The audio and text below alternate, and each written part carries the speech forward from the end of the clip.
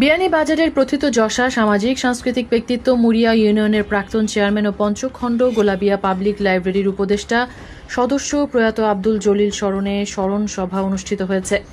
Panchkhanda গোলাবিয়া public লাইব্রেরির আয়োজনে শনিবার দুপুরে উপজেলা সম্মেলন কক্ষে এই স্মরণ সভার আয়োজন করা হয়।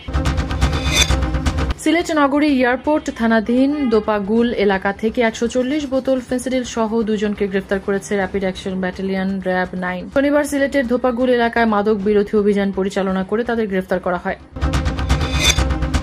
সিলেটে ইয়াবা সহ এক যুবককে গ্রেফতার করেছে পুলিশ। গ্রেফতারকৃত যুবকের নাম নাজমুল। সে জালালাবাদ থানার সাহেবেরগাঁও গ্রামের মঈনউদ্দিনের ছেলে।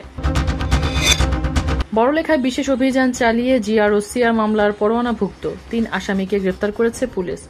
শুক্রবার পৃথকভাবে অভিযান চালিয়ে তাদের গ্রেফতার করা হয়।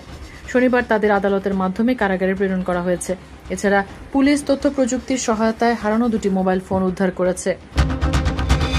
কুলাউড়া সড়ক দুর্ঘটনায় আশিকুর রহমান আশিক নামের এক নার্সারি মালিক নিহত হয়েছেন। রবিবার উপজেলার ব্রাহ্মণবাজার ইউনিয়নের দক্ষিণ হিঙ্গাজিয়া এলাকার লংলা সাইনবোর্ড মসজিদের পাশে দুর্ঘটনাটি ঘটে। নিহত আশিক শমশেরনগরের ইগল নার্সারির মালিক ছিলেন।